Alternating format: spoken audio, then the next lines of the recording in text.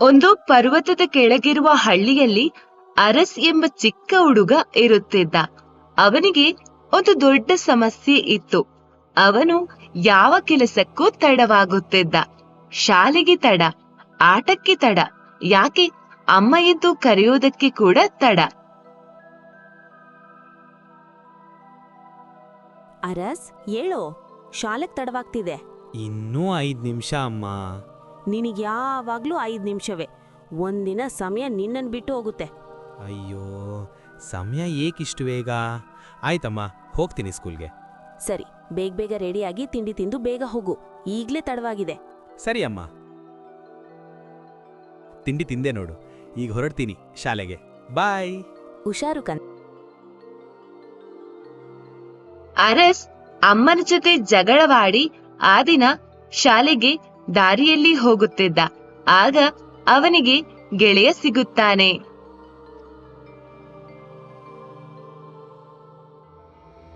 ಅರಸ್, ಓಡೋ, ಬೆಲ್ ಹೊಡಿತಿದೆ. ಬರ್ತಿದ್ದೀನಿ. ಸಮಯ ನಿಲ್ಲಿಸ್ಬೋದಾದ್ರೆ ಎಷ್ಟು ಚೆನ್ನಾಗಿರುತ್ತೆ. ಯಾಕೋ ಡೈಲಿ ಸ್ಕೂಲಿಗೆ ಲೇಟ್ ಹೋಗ್ತೀಯ ನೋಡು. ಬೆಲ್ಲಾಯ್ತು. ನಿನ್ನಿಂದಾಗಿ ನಾನು ಕೂಡ ಸ್ಕೂಲಿಗೆ ಲೇಟ್ ಹೋಗ್ತಾ ಇದ್ದೀನಿ. ಅಯ್ಯೋ, ನಿನ್ನ ನಿಲ್ಲಕ್ಕೆ ಹೇಳಿದ್ದೇನಾ? ನೀನು ಹೋಗ್ಬೇಕಿತ್ತು. ನಿಂತಿದ್ದಕ್ಕೆ ಬೇಕಿತ್ತು ನನಗೆ. ಸುಮ್ಮನೆ ತಮಾಷೆ ಕಣೋ. ಬಾ, ಬೇಗ ಸ್ಕೂಲ್ ಸೇರೋಣ. ಈ ಹಳ್ಳಿಯಲ್ಲಿ ಹಳೆಯ ದೇವಸ್ಥಾನದ ಬಳಿ ಒಂದು ಹಳೆಯ ಗಂಟೆ ಇತ್ತು. ಅದರ ಬಗ್ಗೆ ಜನ ಹೇಳ್ತಾ ಇದ್ರು, ಆ ಗಂಟೆ ಒಮ್ಮೆ ನಿಂತರೆ ಸಮಯವೂ ನಿಲ್ಲುತ್ತೆ. ಅರಸ್ಗೆ ಕುತೂಹಲ ಹೆಚ್ಚಾಯಿತು. ಒಂದು ದಿನ ಶಾಲೆ ತಪ್ಪಿಸಿ ಅವನು ದೇವಸ್ಥಾನಕ್ಕೆ ಬಂದ. ಗಂಟೆ ಹತ್ತಿರ ಹೋದಾಗ ಆ ಗಂಟೆಯು ನಿಧಾನವಾಗಿ ಮಾತನಾಡಿತು. ಅಯ್ಯೋ, ಇದು ಆ ಹಳೆ ಗಂಟೆನಾ? ಜನ ಹೇಳೋದು ಸತ್ಯನಾ? ನೀನು ಸಮಯದಿಂದ ಓಡುತ್ತೀಯಾ ಅಥವಾ ಸಮಯ ನಿನ್ನಿಂದ ಓಡುತ್ತಿದೆಯಾ? ಬಿಂಗ್. ಅರೆ, ನೀನು ಮಾತ್ನಾಡ್ತೀಯಾ? ನನಗೆ ಸಮಯ ಬೇಕು, ತುಂಬಾ ಸಮಯ. ಕೊಡ್ತೀಯಾ ಸಮಯ? ಏನು ಸಮಯ ಬೇಕೇ? ಈಗಿರುವ ಸಮಯ ಸಾಲದೆ ನಿನಗೆ? ಇಲ್ಲ, ಸಾಲ್ತಿಲ್ಲ. ಇನ್ನೂ ಸಮಯ ಬೇಕು. ಹೇಗಾದ್ರೂ ಕೊಡು, ಪ್ಲೀಸ್. ಒಮ್ಮೆ ಯೋಚಿಸು ಹುಡುಗ. ಸಮಯ ನಿಂತರೆ ಬದುಕು ಹೇಗಿರುತ್ತೆ? ಅದು ಪರವಾಗಿಲ್ಲ. ನನಗೆ ತಡವಾಗದ ಜೀವನ ಬೇಕು. ಅಂದಹಾಗೆ ಕೇಳು, ಸಮಯ ಈಗ ನಿಲ್ಲುತ್ತೆ. ಅರಸ್ನ ಆಸೆಯಂತೆಯೇ ಗಂಟೆಯೂ ನಿಂತಿತು. ವಾವ್, ಎಲ್ರೂ ನಿಂತಿದ್ದಾರೆ. ಈಗ ನನಗೆ ರಾಜ ಜೀವ. ಯಾರೂ ಮಾತಾಡಲ್ಲ. ಅಮ್ಮನೂ ಇಲ್ಲ, ನಗು ಕೂಡ ಇಲ್ಲ. ಇದು ಬದುಕೇ ಅಲ್ಲ.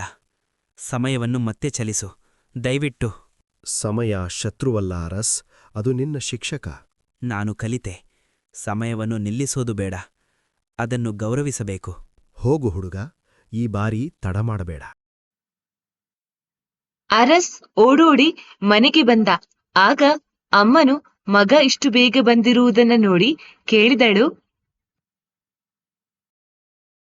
ಅರಸ್, ಇವತ್ತು ತಡ ಆಗ್ಲಿಲ್ವಾ? ಇಲ್ಲಮ್ಮ, ಇಂದಿನಿಂದ ನಾನು ಸಮಯದ ಸ್ನೇಹಿತ. ನೋಡ್ತೀನಿ ಎಷ್ಟ್ ದಿನ ಅಂತ. ಹೋಗೋ, ಮುಖ ತೊಳೆದು ತಿಂಡಿ ತಿನ್ಬಾ. ಅಮ್ಮ, ಸಮಯ ನಿಜಕ್ಕೂ ಒಂದು ಅದ್ಭುತ ಅಲ್ವೇ? ಹೋದ ಸಮಯವನ್ನ ಮರಳಿ ನಾವು ಪಡೆಯಲು ಸಾಧ್ಯ ಇಲ್ಲ ತಾನೇ? ಯಾಕೋ ಕಂದ ಹೀಗ್ ಹೇಳ್ತಿ? ಆದ್ರೆ ನಿಜ, ಸಮಯ ಇರೋವರೆಗೆ ಎಲ್ಲವೂ.